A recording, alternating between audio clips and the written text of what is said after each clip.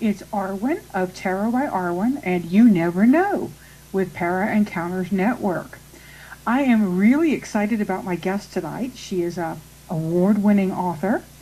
She writes naughty, naughty romance and is just a fabulous author. I think you're going to really have a lot of fun with this. Of course, before we start, I'm going to go ahead and do this week's Taroscopes. I read with Lisa Hunt's Ghosts and Spirit Tarot. If you don't have a copy of the Ghosts and Spirits by Lisa Hunt, you really probably want to go grab one. It's very lyrical. It's her typical watercolor, very flowing artwork with these macabre ghost spirit images, and it just flips me out. It's a great deck to read with. So, Aquarius, you get Judgment.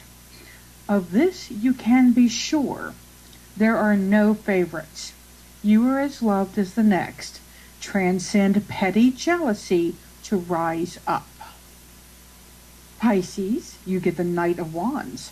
Trust in your mind. Don't give in to little fears. Bene Gesserit Litany is your shield. Focus living with passion. And if you're not familiar with that Bene Gesserit Litany, look up Dune and Frank Herbert. Aries, you get the Chariot. Where we go, why, wherever you actively decide on going.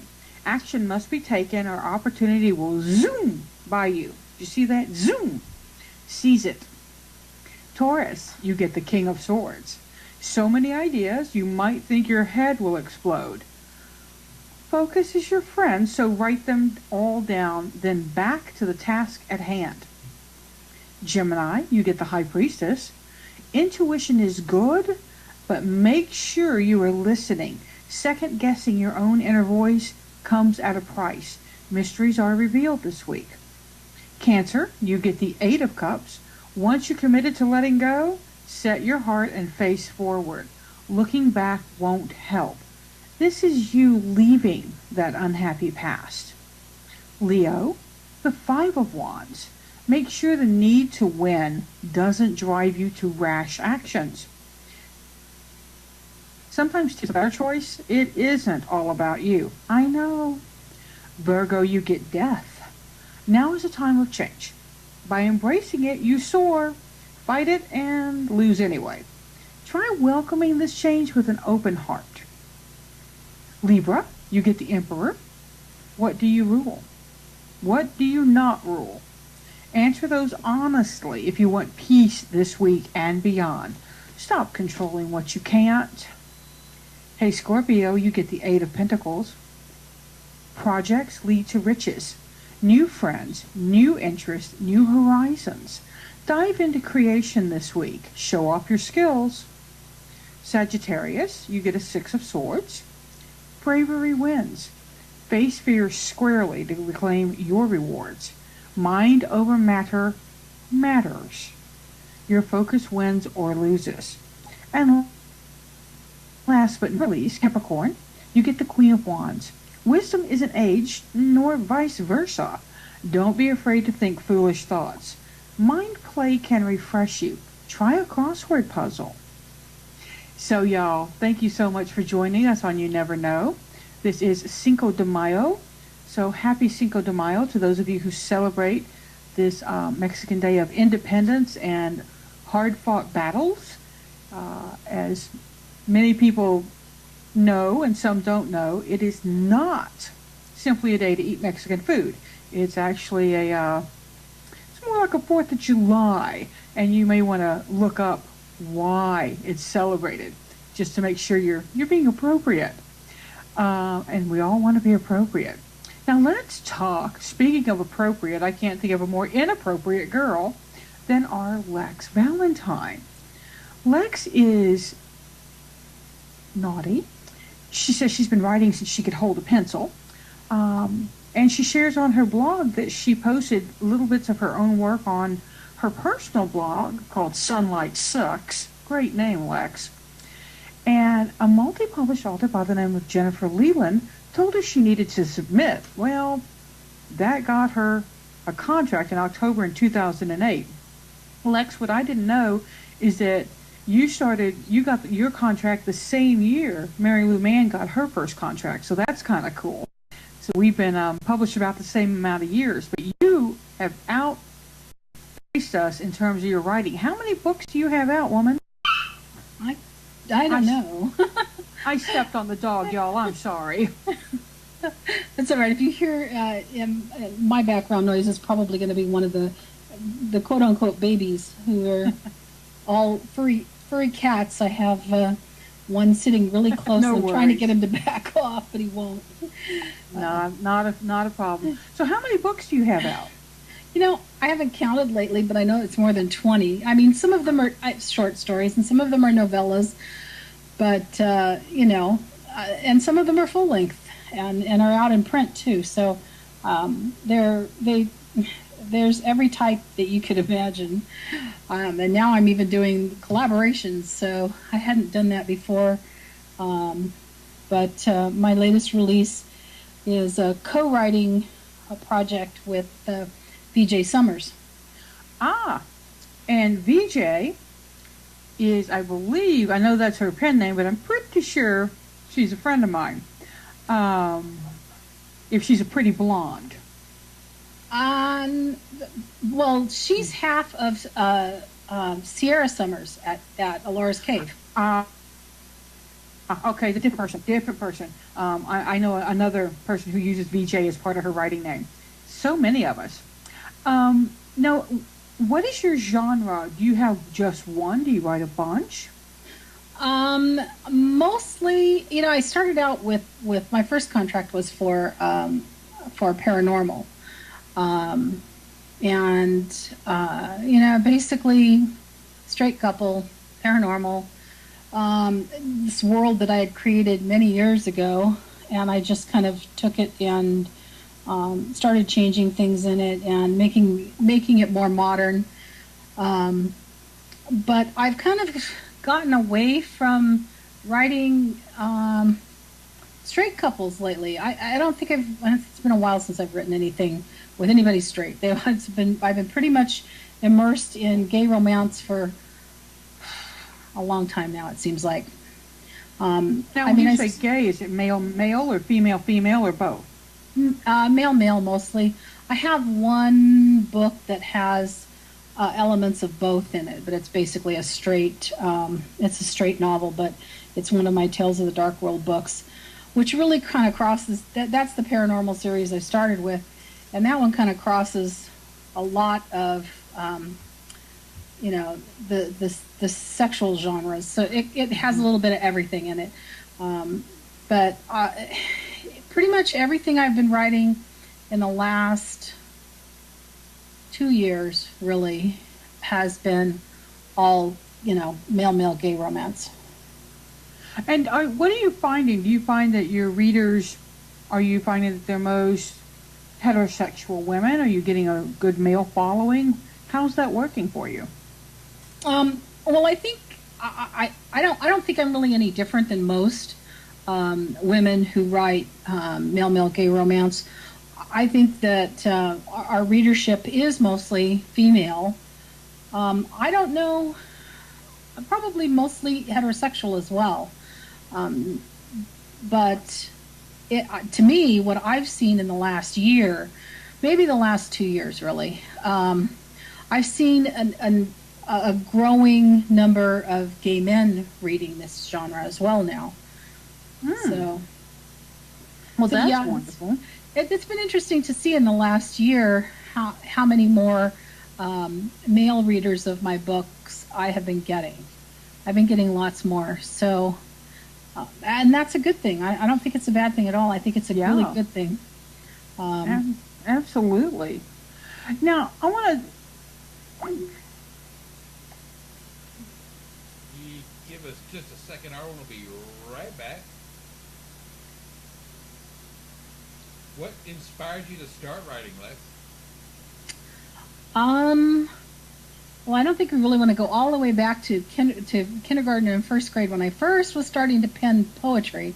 But really, when it comes to being published, what really inspired me to write was that I had gone to Katie McAllister's website, and I got involved in her forum, and she had a forum where a lot of her minions, is what she calls her fans, the minions were writing kind of a story, sort of. And there were a bunch of people who were joining in with bits and pieces and with their own characters. And it just grew and grew and grew and grew, and finally left her forum for their own forum.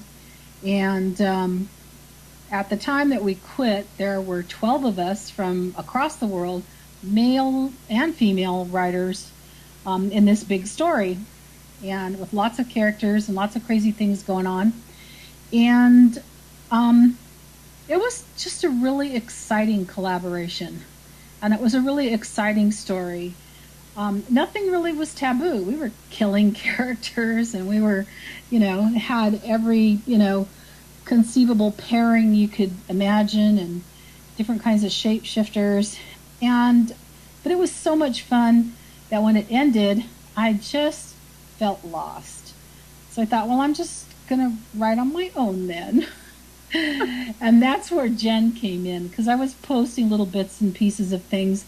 And I've been blogging for a while at Some Like Sucks, and belong to a rather large group of bloggers, and had been posting these little snippets of things. And she kept saying, "This stuff is really good. Why are you not published?" And she really bullied me. I can't. She did. She totally and completely bullied me, and she will admit to it also. But she just wouldn't take no for an answer. And I thought, here's this published author, and if she says I'm good enough, then I should try. I should at least try. Because at the time, it was one of those things where I thought, I'm like this nobody who sits in a little corner of her bedroom with her computer and just types out these little stories and stuff with her friends. And I'm no Katie McAllister. And I thought, it's never going to happen. And nobody's going to say, "Oh, you're really good. Let's give you a contract." And Jen said, "You are so full of it. They will. Honestly, they will." And she was so right. Yeah. She was very right. I mean, I think she, I'm going to send her a shirt one of these days that says, "Ha ha, I was right." Right? She needs that. Yeah. Now, let me ask you this. I hate sounding out of the loop, but who's Nikki Sixx? Nikki Sixx is the bass player for Motley Crue. And 80s metal band that are, I guess this year is their final tour. They're really going to quit this year, they say. But they've said that before, and they quit for a couple of years and they come back. But no, Nikki Sixx he's the bass player for Motley Crue. And how many of their concerts have you been to? I've seen the Crue twice. That's all. I wish I had seen them more often. My husband's seen them a bunch of times. It's one. I think he's probably a bigger fan than I am. Now let's see. I'm just pulling questions. Talk to me about cemetery. Well, I work at a cemetery. I've worked at a cemetery for be 15 years next month. Actually, about a little over 30 days from now, I'll hit my 15-year mark. Wow. It's an old cemetery. It's over 100 years old. It had the first mausoleum in our county. It's a very big, very old historic mausoleum.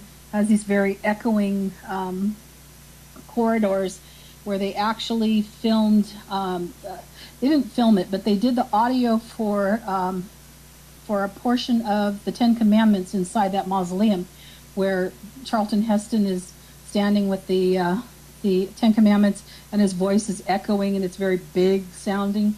They actually recorded that in the mausoleum where I work. So it's an old cemetery. No, that's cool. Yeah, I don't have any really cool job there. I can't say that, I see caskets every day, but usually they're empty. Because they're coming in from the truck. Because usually when I see them is when they're coming in from the casket company, and they're coming in the back door. and they're shuffling them. They're shuffling them into the freight elevator. But I don't really have a very interesting job there. I'm the network administrator. I'm the only computer person they have on staff.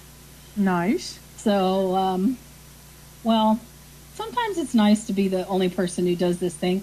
There are times when it's not really nice, like on Friday when I wasn't feeling good and I had to go have a chest x-ray and my email was exploding because everybody needed something. Yeah. They never need it when you're right there handy. Well, I have that too. I have a constant parade. The HR manager's office is right across from where I sit, and she says, "Man, nobody ever leaves you alone." It's a constant parade of people to my desk. Mm-hmm. So. Well, now, do you have any paranormal experiences from working there, or just pretty much your normal 8 to 5? Yeah, it's pretty much normal. I don't see. We've had people who swear that they've seen a ghost. We supposedly have a ghost called the Green Lady, but it's just a legend. It's an urban legend, and I have never seen anything. There are a number of people who say that they've seen things, but I probably have never seen anything because I'm really not a believer. Now, my husband he's a little more superstitious and stuff like that, and so he gets a little creeped out. And he wonders if he sees stuff. But about the worst thing I've ever seen is Rocky the squirrel, who he gets hand-fed by the staff, and if you don't feed him, he chases you. So they were calling him the demon squirrel for a while, and that's pretty much the only thing out of the ordinary that I've seen there. You better pack some peanuts, babe. I don't go out that door. I go out the kitchen door where he doesn't go over there.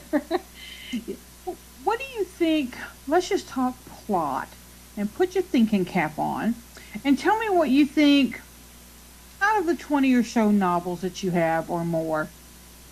Which one, and I won't ask you which one is your favorite because that's like asking a mom who's her favorite kid, but which one of the plots gave you the most trouble? Which one was the one that made you want to kick it across the floor and have to go pick it back up to try it again? No, it's like every other one, I think. No, honestly, I have to say that the plot that gave me the most trouble was really my football book. And Scrambling was a difficult book, not because of the football part, but because I just had these two characters who were really stubborn and didn't want to say anything to each other, even though they were best friends. They just each had this one dark secret that they were so afraid to divulge to their best friend. And because they could not bear the thought of losing their best friend. And they both were exactly the same with this problem. And so, a lot of readers didn't really like the heavy angst. And they kept saying, "Oh my God, these two should have got together so much sooner." But really, the way that they were in such huge denial about, "Oh my God, if I say anything, I'm going to lose my best friend. I will be alone." They were so heavily into that the fear level was so high. I couldn't make them do it until the point where I actually made them do it. And so they went back and forth for a long time. And let's be honest, if you'd gotten them together sooner, the other half of the readers would have said, "Oh, it was too easy for them. They had no emotional conflict." It's You true. just can't win sometimes. No, it's true, but I'm happy with that book. Good. I'm happy with it because it was a challenge in many ways. I'm not real crazy about characters who drag it on and on and on and on. It's funny. I have an interview on Charlie Cochran's blog today, and she asks a similar question about things like that, and I said about classic books that I've never finished, and I said, yeah, I'm probably going to get skewered for it, but it's things like Jane Austen, The Hobbit. I can't read those things. I stopped reading Anne Rice because chapter after chapter of what a room looks like. I'm sorry, I'm not reading anymore. Oh, and I love the descriptions. I mean, just love them. We have one book that one of the reviewers actually said that our setting was almost like another character. I think they meant it in a nice way. Um, what about series? Are you into series? Do you like writing series? Do you like standalones? What's your preference? I know you talked about your world with the paranormal. I'm much better with a series than I am with a standalone. Because one of the things that I think reviewers of my books are pretty unanimous about is that I always have a cast of characters that are hugely interesting. The supporting cast is always really interesting. And so they always say things that spark more plot bunnies in my head. Yes. And I cannot get away from series. I mean, I'm lucky that they're really popular right now. So everybody wants a series to read. But sometimes I can't let characters go. They're just kind of too cool, you know? They deserve their own page.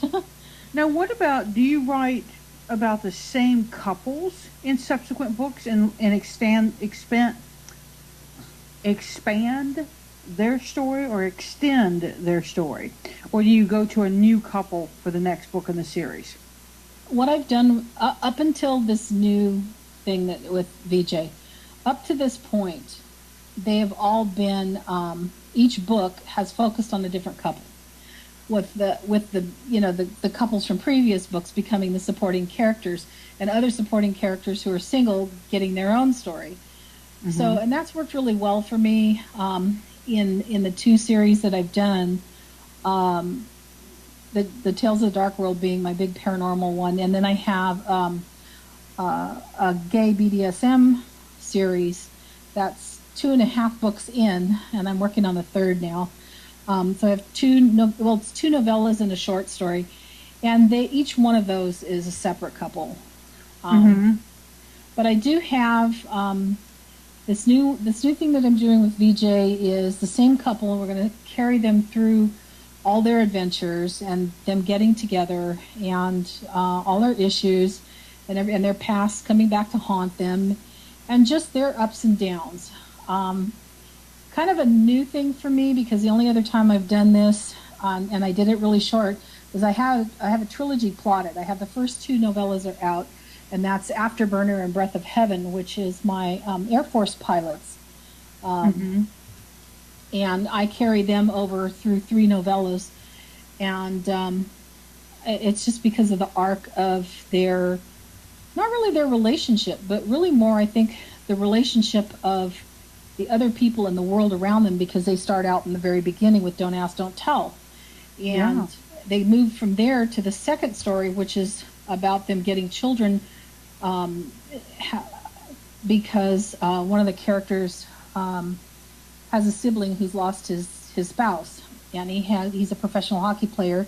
He has kids he can't care for.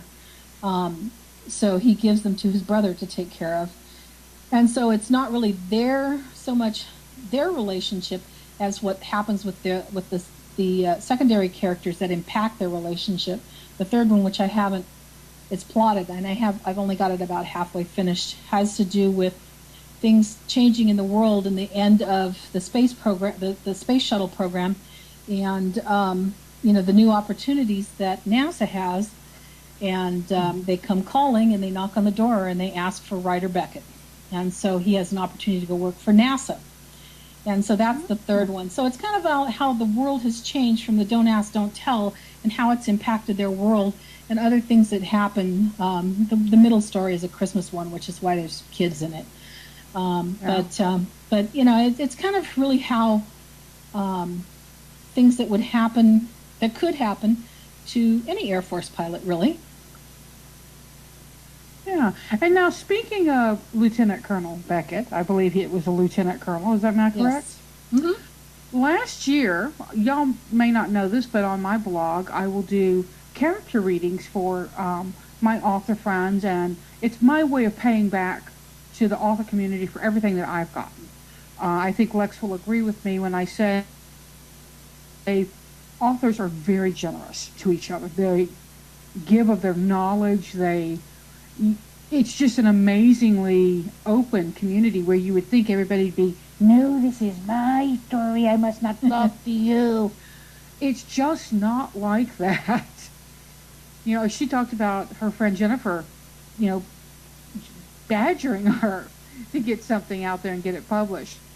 And so I did a reading for one of Lex's characters. And when I do readings for characters, this is what I tell the author. I say I want the name and the genre. That's it. I don't get blurb, excerpt, backstory, nothing. And then I do a reading for it. Now, I remember reading for her character. I don't remember the reading. Lex, can you talk a little bit about that? Was I accurate in the reading, or? I think so. Because kind of in my head, I'd always seen Ryder as kind of a Cancer home and hearth kind of guy. And that's the arc of his personal story, is that he has a father who turns his back on him because he's gay. And his mother loves him, but his mother will not go against his father.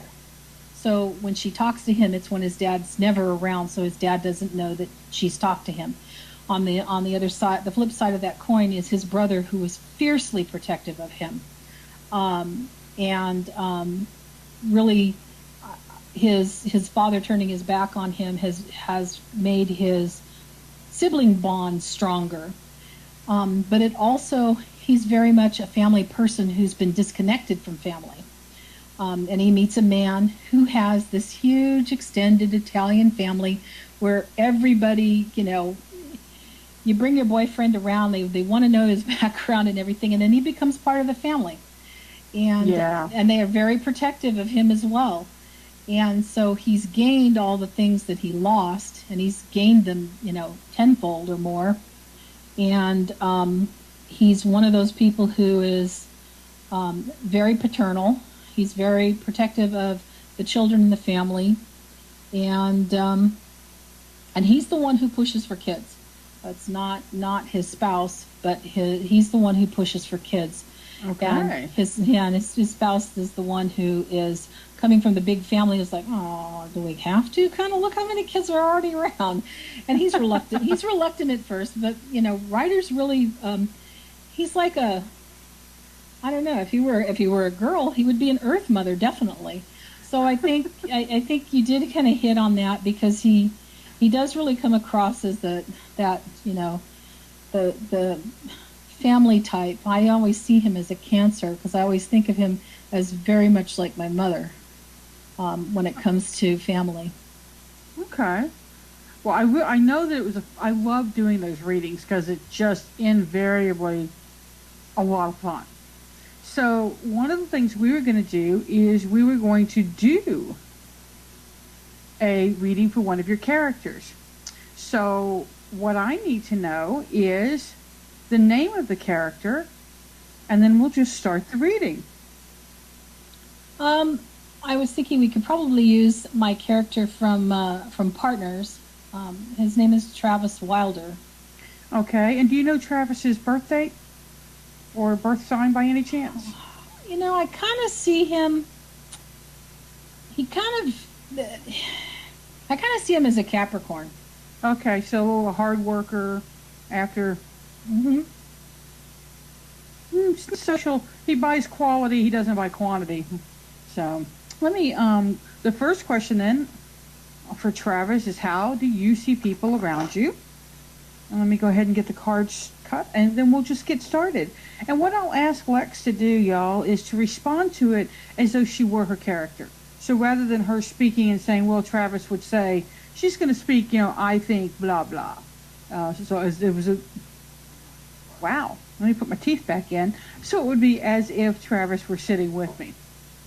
So Travis, how do people see you? How do you see the people around you?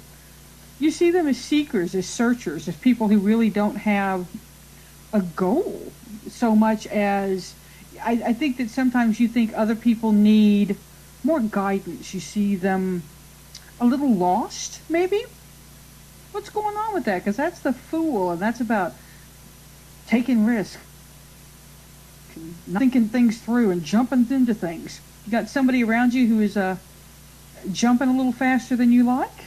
That would be Ian, because Ian Hawke is very much, he leaps before he looks. and he's very volatile, and where Travis is always putting the brakes on, always thinking, always planning, and he doesn't ever do anything without thinking it through first. So this person's a little stressful in Travis's life. Very stressful to Travis. Now, how is Travis seen by the people around him? Travis is. I've got the card. I'm laughing because we have the youth, young, the flighty fool, and then we have the very serious elder of air. This is the man of thought. He thinks about everything. He analyzes. He overanalyzes. So there's kind of a push me, pull you going on here of one person going, oh God, could you please just plan? And the other one go, have you ever heard the word spontaneity? That's these two guys, definitely. That's Travis and Ian.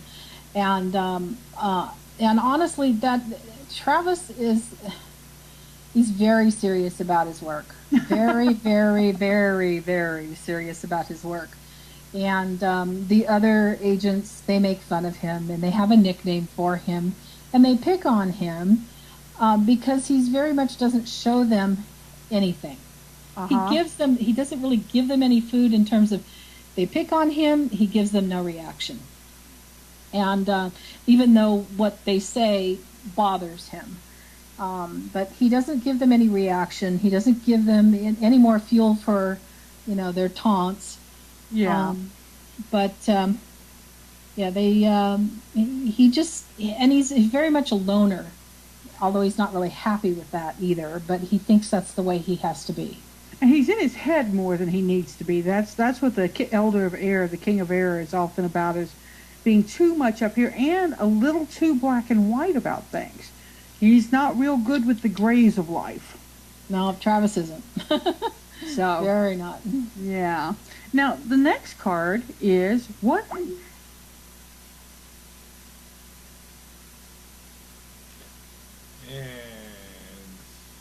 Arwen will be right back. Welcome back, Arwen.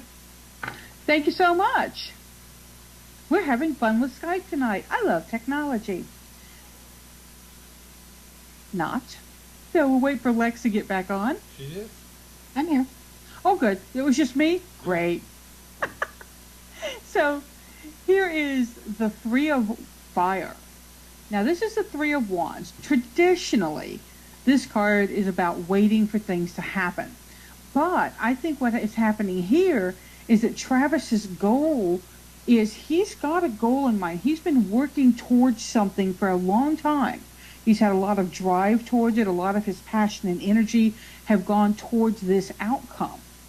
So he's really focused on getting that and being able to turn around and say, see, I told you I could do it, and I did it. So there's some goal that he's got that kind of,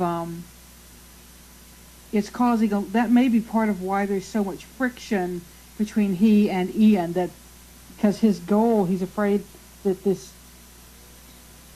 optimist doesn't think before he goes, is going to take him away from his goal. Well, they have a common goal, actually, but they have different ways of wanting to achieve that goal.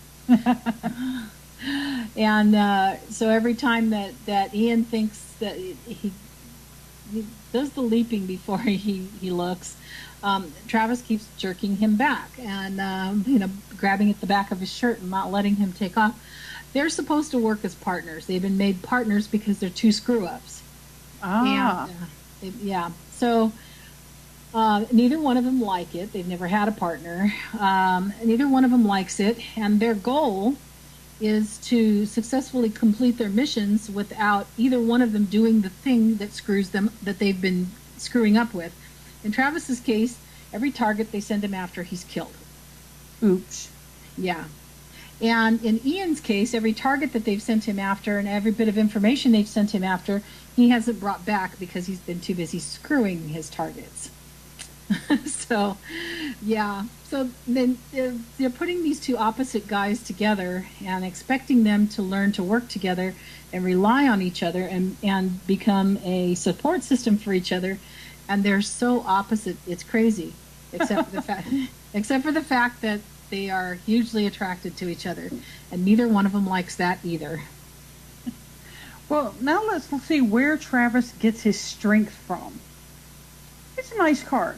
Let me get back over here to where I can see what I'm doing. Now, actually, this back here is Soul of the Earth Farm. It's a made-up name by the artist who is Joanna Powell Colbert. These are the Guy and Tarot doing my Vanna hands. And this is the Six of Earth. It's about generosity and community and connection. He's well connected in some areas of his life. And this is Travis. He knows how to network. He knows how to work a situation to get what he needs by, he's one of those people that could like go to a Moroccan souk and just fit in because he is a real natural at getting into a place and seeming like he's always been there. And that's a bonus. Is that him or is that Ian? You know, they both can do that, but in different ways. With Travis, he will sit in a corner and observe and just be the guy that you don't even notice is there. And he just sucks in so much information. Mm-hmm. Ian's the guy who goes in and every eye is on him. And that's how he fits in, is he just becomes one of everybody who's just like everyone else who's there. And when you put their the information that each of them gathered together, you get a really good picture of whatever it is that they're moving into, which they will be doing more in the next book when they have to go undercover and they have to really see what each other's strengths are in a situation like that and mm-hmm. not give themselves away. Well, let's look at the last card, and this one's kind of a biggie. This card is, why do you want to be remembered? And it's, we all have some secret in our head about why we want to be remembered. And his is interesting. That's the Nine of Air. That's kind of goes hand in hand with the King of Air. But here's the Nine of Air. This woman holds on to a pole because she doesn't trust she who watches. He wants to be remembered for making the right decisions. He wants to be remembered for his mental restraint and his mental, I don't know if, not focus, but guidance, the way he guides his thoughts, the way he doesn't let his thoughts control him. I think maybe that's the key piece of this. So he doesn't want to be seen as somebody who has let passion make choices for him, and that seems to be important to him. That's very probably true, especially with Ian, because in the past he has let passion rule him, and to his detriment, and it's led him to become who he is because he shut a lot of people and a lot of things out. And he's accomplished more as a person by turning his back on the things that he was, the way he was when he was younger, when he was emotional and ruled by his passions. And he's just accomplished more in his life and in the military by being the guy who isn't ever ruled by his passions. So. It's tough for him because now he's got somebody in front of him who really batters at those doors. Yeah, and that's difficult. When you've got somebody, a character, and you're like, hey, pay attention to me. So, well, it sounds like a fun book. Now, is this book already out? Is it being released? Where can people find Partners? Partners, Shadows and Kink 1 is already out. You can find it at Amazon, ARE, and Barnes & Nobles. It's written by myself and VJ Summers. VJ writes Ian, and I write Travis. And we somehow managed to get it all dovetailed together to the extent that when Kate Douglas read it, she said, I can't tell who's writing which character. You guys did a really great job of, melding your styles and your voice with this story. I thought that was probably the best compliment I've ever got from any book that anybody's ever read of mine. I was, how can you not fangirl Kate Douglas anyway? But, so it was really an honor for her to read it, and the comments she made about it were really just, I think, made VG and I a little more happy than just your ordinary review would have, because. Well, yeah. Well, your it's one thing when it's your peers, and then it's another when it's your peers who are like so beyond where you are as a writer.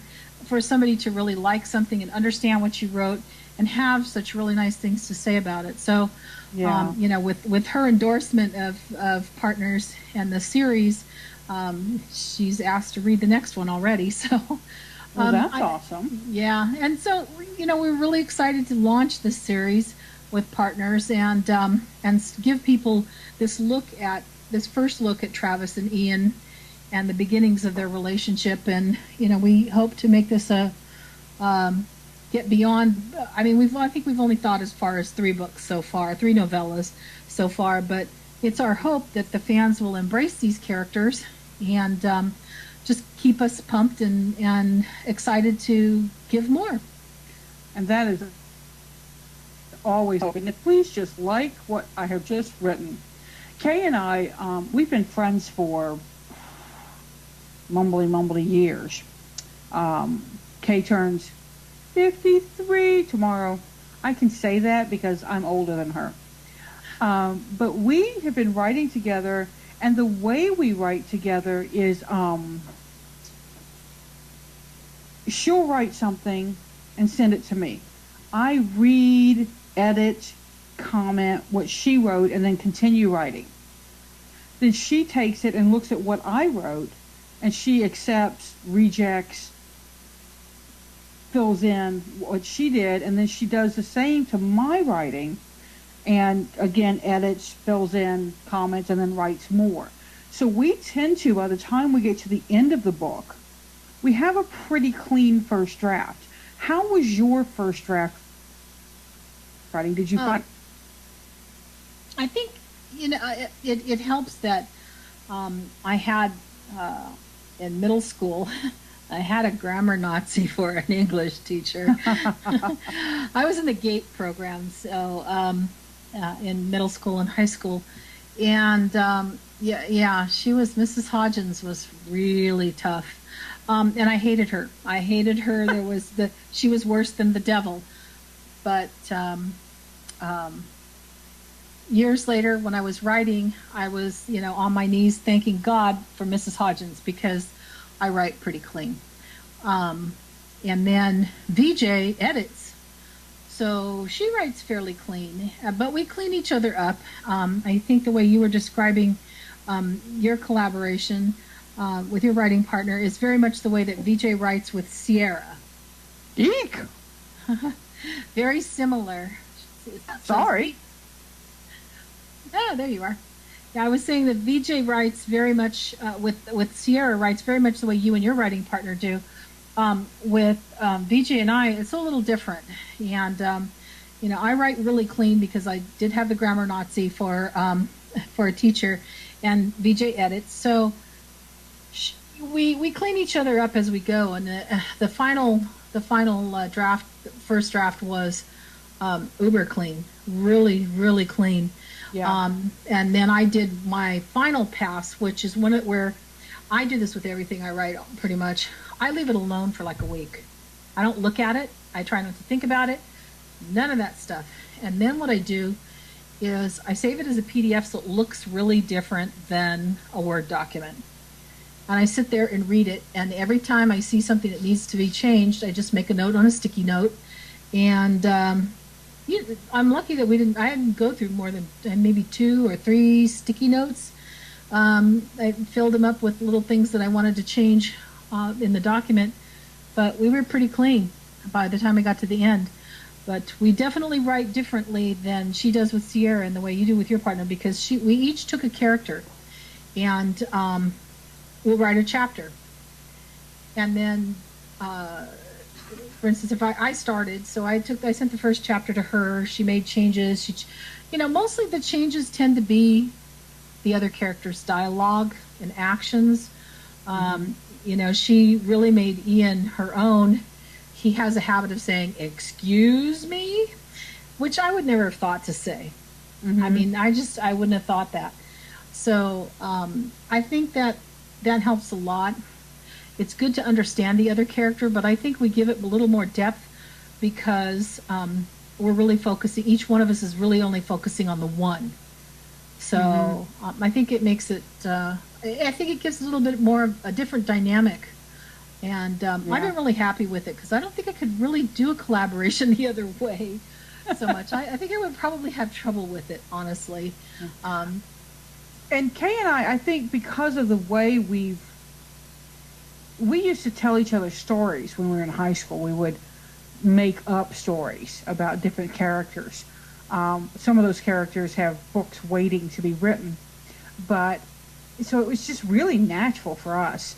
And we've always finished each other's sentences. We can read a book that we've written, and often neither one of us is sure who wrote what.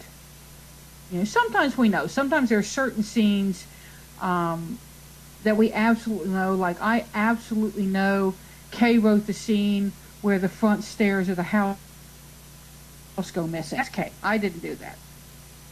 She's going to yell at me. She's in the chat room. And as we tell our family, if it's my family, Kay wrote all the sex. If it's her family, I wrote all of it. Seems very fair that way. And what about your family? We're almost to the end of the hour, but what about your family? How do they feel about the naughty books? At first I think my husband was a little weirded out by, the fact that I was writing, male gay romances. He's really not weirded out by the paychecks. Yeah. When he was actually gone. He was away at the time that I got my first really good sized check in 2008. The first, check that wasn't like a couple of $100. I got a check for $1,800, and I thought that was like crazy. I mean, I thought, wow, people get this stuff all the time. And then when the first book I ever self-published was a Christmas novella, the first of the Souls in Bondage books. And when the paycheck for that rolled around from Amazon on a self-publish, and he's looking at PayPal going, there's $3,000 in here. I think my old man was way happy with anything I could write at that point.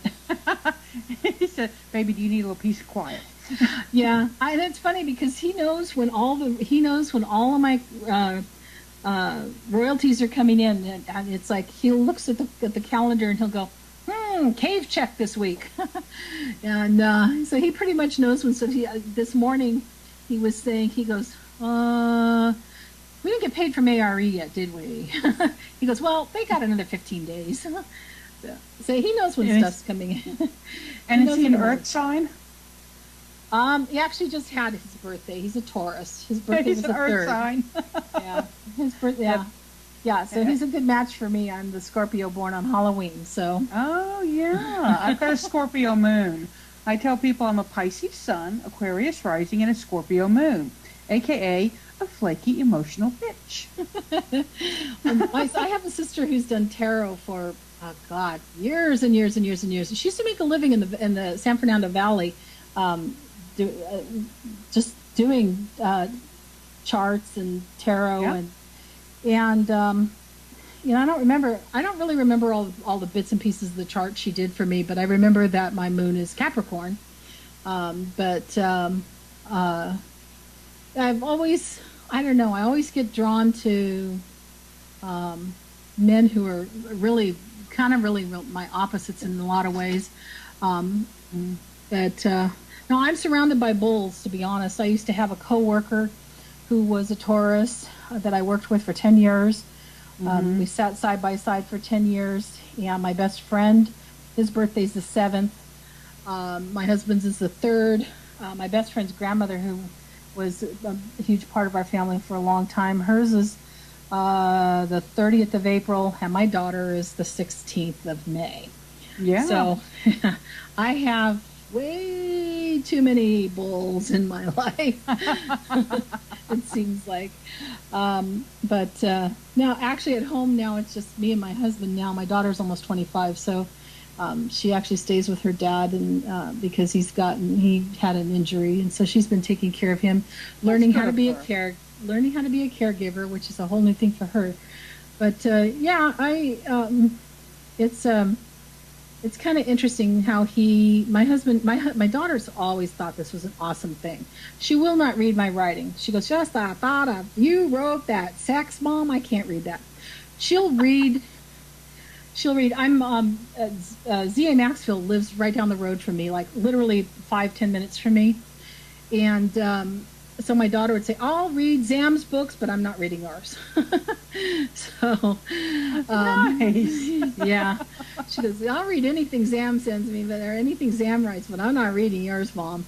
And so she won't. But she's also, when it comes to writing a gay romance, it was just nothing to her, because she was, we were talking about this on Luisa Baccio's Facebook page yesterday. The kids today, my daughter was reading manga and getting into yaoi like in middle school, and so me writing gay romances to her is no big deal. Right. So I'm lucky that my family's very accepting of it. They like the money. they don't mind it at all. They think it's great. At work, I'm lucky that I don't have to hide what I do. That is very lucky, yeah. My coworkers don't really care. One of the VPs has read 2 of my novellas, the first 2.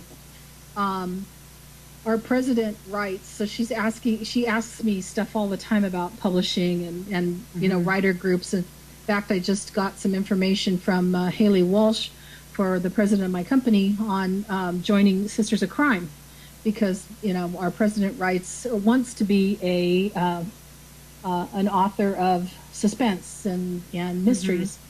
So that's her genre. So it's kind of nice. I don't really have to hide anything there either. They don't care. They think it's cool that I'm published. They don't care to read it.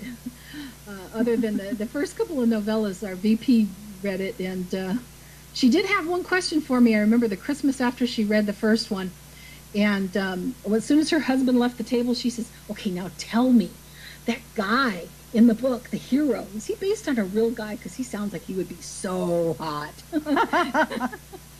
And yeah, so it was really cute that she asked me that. She said that to me. But they are. I'm really lucky with that my coworkers are like that, and that the company doesn't really care. It doesn't affect them in any way, so they don't. I'm just lucky that that people are like that. I can't imagine having to hide those kinds of things from your family, from your coworkers. To me, that would be like being in the closet. Yeah. And Kay's in the chat room. Kay, can I tell your story? You know, the one I'm talking about. I'll see what she says, and if I can, I'll share with you a pretty crappy thing that happened to Kay. But for me, I've just gotten, and people are so silly. You write bodice rippers? No, I hate that term. It's so 1980s. I want to just smack people when they say it. Kay says that I can tell her story. Kay was, her father was a minister. He was an Episcopal, then he was a Anglican priest. And he died Easter 3, 4, I don't remember how many years ago. But it's been a while since we lost him. He was my other father, so I love the man. But she was approached by members of the church who said they had discovered that she wrote about bestiality, which we don't. And the new minister said he had read some of the books, and they literally said that if she wanted to continue to be a member of the church that her father had been pastor at, she needed to stop writing those books. and write something more. I don't remember what the term was, but it was not erotic romance and paranormal shifters. So she doesn't go to that church. It's really sad, but I have heard stories like that before. You just got to wonder, we all said that she should say thank you for spending money on us.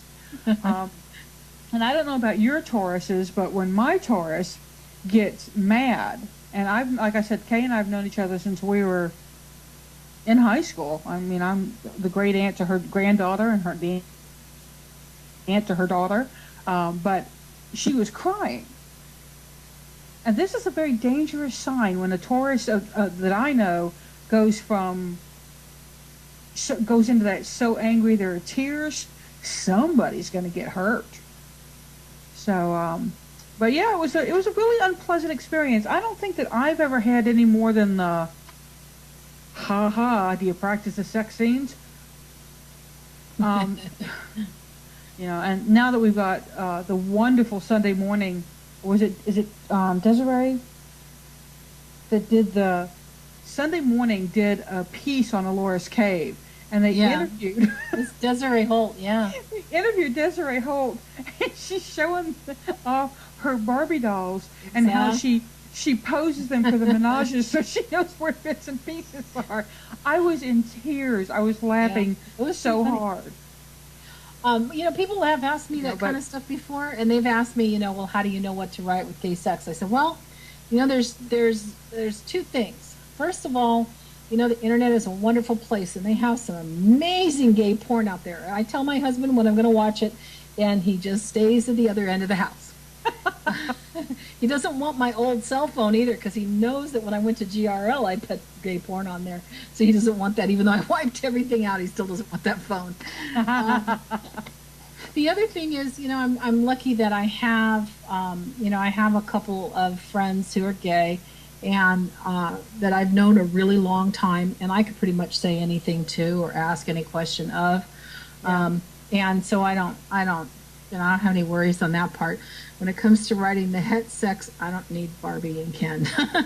I will say that if you're going to really call me a naughty girl, I've really been a really naughty girl. I have a checkered past. And Kay just shared. Kay shared that she told the interviewer she used to have more Barbies, but she broke one's arm or leg off when she was trying to pose them.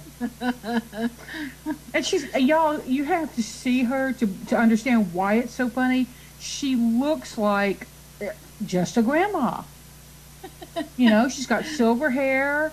She's a little round. She's kind of like me. Not this little teeny tiny thing. And she just has this sweet, innocent little face while she's talking about sex. And writes some of the hottest novels. Yeah. We're in an anthology with her because she wrote for the, I think she wrote for the 1-800-DOM series. But, so that was pretty exciting for us. We're like, yes, we're in a book with Desiree. But Lex, tell people where they can find you. Where's the easiest place to hook up with you? Not hook up. It depends on what they look like. I was at the ER on Friday, and I got an eye full of paramedics walking by, and I told the nurse, I go, man, you must have a hard time working here. She says, why is that? I go, look at the eye candy. It's like every one of those paramedics that walks by looks like he belongs on a Chippendales calendar. She goes, you know what? I have noticed that they are all really beautiful 20-something men. She goes, they are awesome to look at. She says, and the really good thing is they are all nice men too. So that always makes it nice. The easiest way to find me really is Facebook. That's probably where I hang out now. I used to be a Twitter idiot back when Twitter first started, and I kind of got burned out on it at the time that authors were actually starting to pick it up. So it's like, most of my tweets are pretty much programmed. They hit my feed, my Twitter account from other places mostly.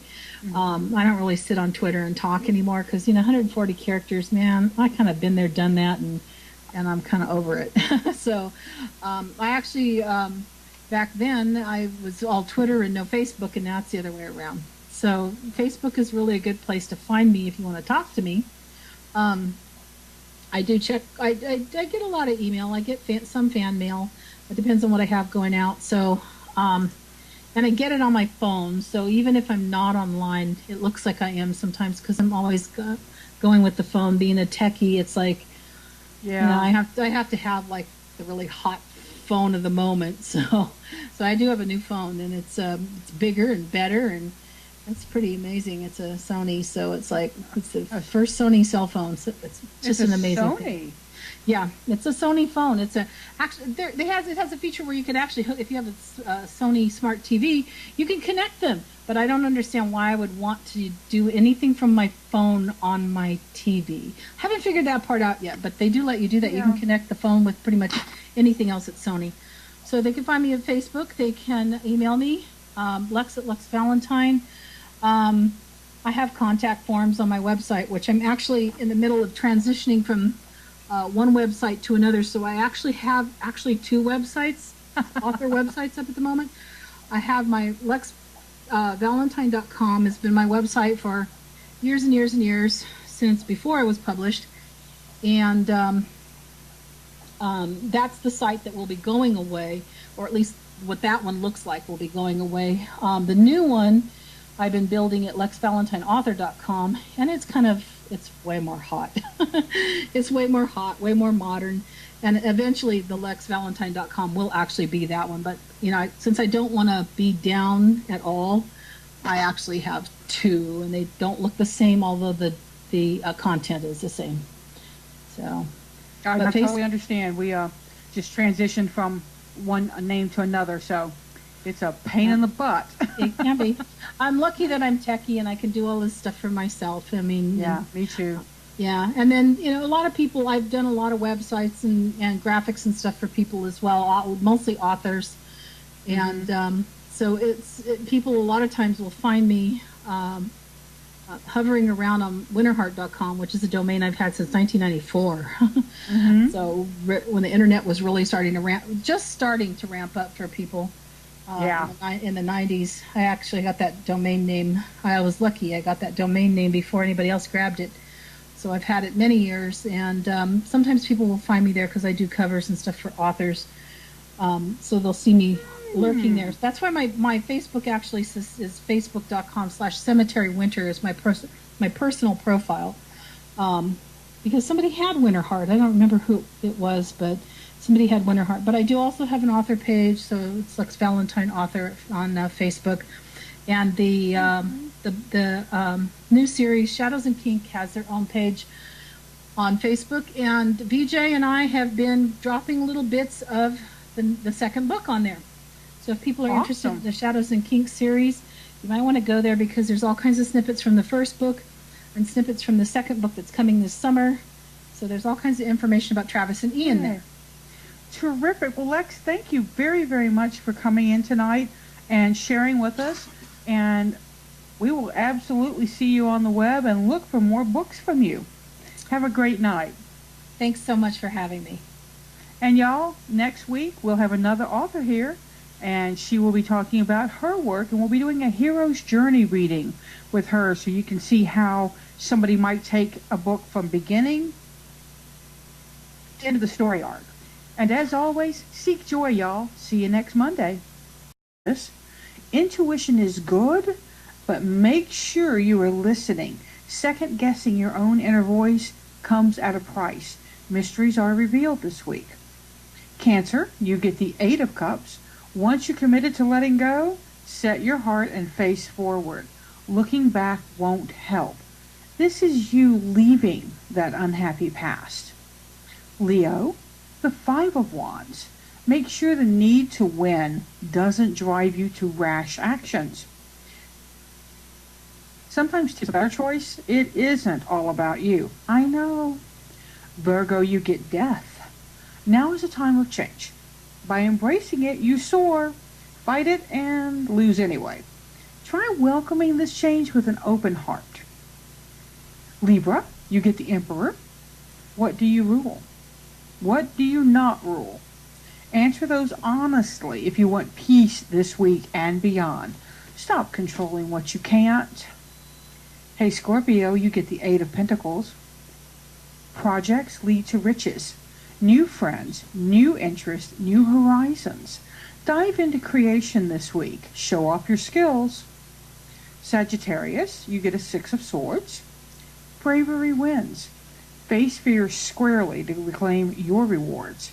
Mind over matter matters. Your focus wins or loses. And last but not least, Capricorn, you get the Queen of Wands. Wisdom isn't aged, nor vice versa. Don't be afraid to think foolish thoughts. Mind play can refresh you. Try a crossword puzzle. So y'all, thank you so much for joining us on You Never Know. This is Cinco de Mayo. So happy Cinco de Mayo to those of you who celebrate this Mexican Day of Independence and hard-fought battles. As many people know and some don't know, it is not simply a day to eat Mexican food. It's actually it's more like a 4th of July, and you may want to look up why it's celebrated. Maybe the last 2 years, really. I've seen a growing number of gay men reading this genre as well now. So, That's wonderful. It's been interesting to see in the last year how many more male readers of my books I have been getting. I've been getting lots more. So, and that's a good thing. I don't think it's a bad thing at all. I think it's a really good thing. Absolutely. Now, I want to... You give us just a second, Arwen will be right back. What inspired you to start writing, Lex? Well, I don't think we really want to go all the way back to kindergarten and first grade when I first was starting to pen poetry. But really, when it comes to being published, what really inspired me to write was that I had gone to Katie McAllister's website, and I got involved in her forum, and she had a forum where a lot of her minions, is what she calls her fans, the minions were writing kind of a story, sort of. And there were a bunch of people who were joining in with bits and pieces and with their own characters. And it just grew and grew and grew and grew, and finally left her forum for their own forum. And at the time that we quit, there were 12 of us from across the world, male and female writers, in this big story, and with lots of characters and lots of crazy things going on. And it was just a really exciting collaboration, and it was a really exciting story.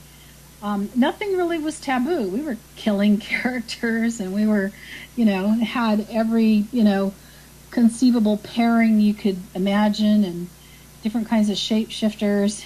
But it was so much fun that when it ended, I just felt lost.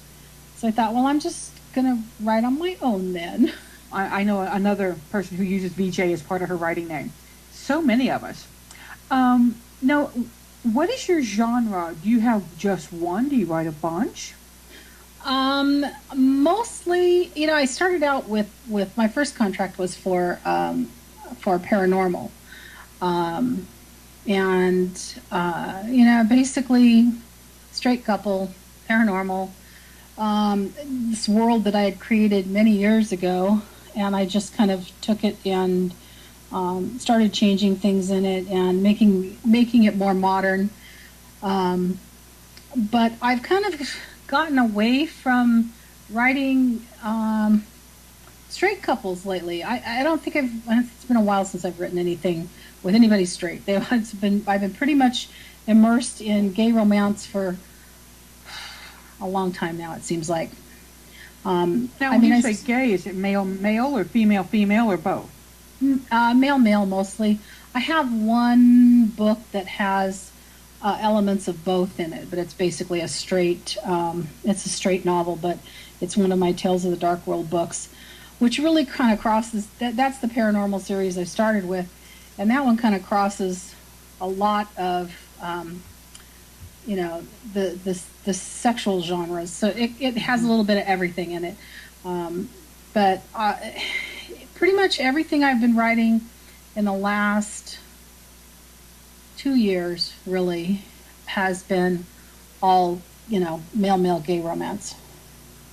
And what are you finding? Do you find that your readers, are you finding that they're most heterosexual women? Are you getting a good male following? How's that working for you?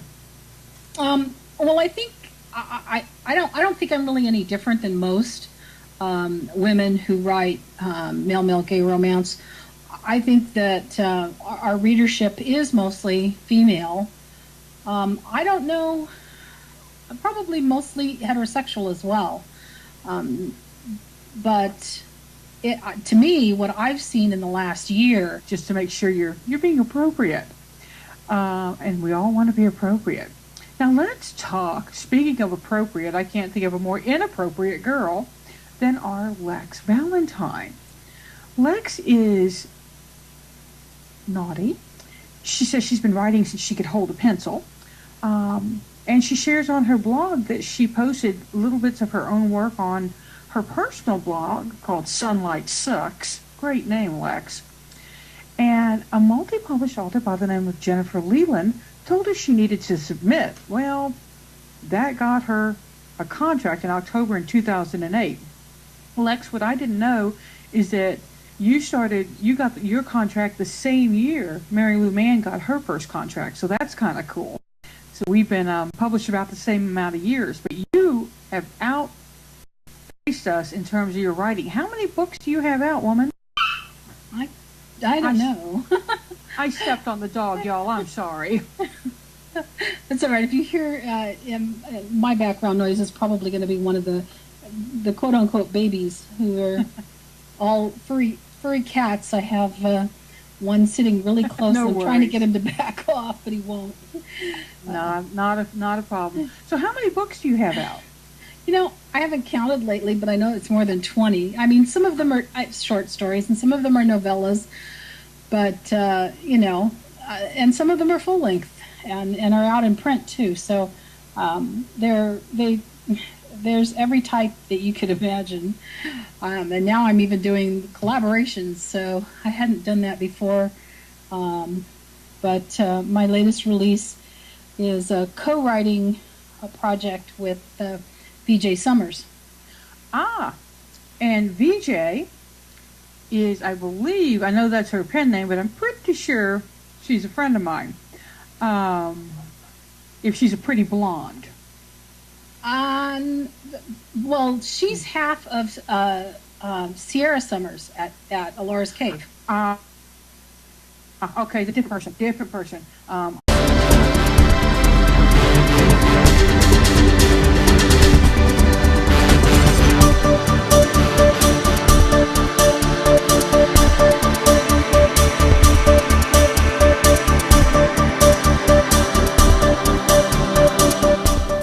Hey y'all, it's Arwen of Tarot by Arwen and You Never Know with Para Encounters Network. I am really excited about my guest tonight. She is an award-winning author. She writes naughty romance and is just a fabulous author. I think you're going to really have a lot of fun with this.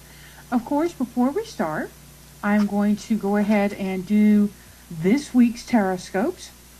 I read with Lisa Hunt's Ghosts and Spirit Tarot. If you don't have a copy of the Ghosts and Spirits by Lisa Hunt, you really probably want to go grab one. It's very lyrical. It's her typical watercolor, very flowing artwork with these macabre ghost spirit images, and it just flips me out. It's a great deck to read with. So, Aquarius, you get Judgment. Of this you can be sure. There are no favorites. You are as loved as the next. Transcend petty jealousy to rise up. Pisces, you get the Knight of Wands. Trust in your mind. Don't give in to little fears. Bene Gesserit Litany is your shield. Focus living with passion. And if you're not familiar with that Bene Gesserit Litany, look up Dune and Frank Herbert.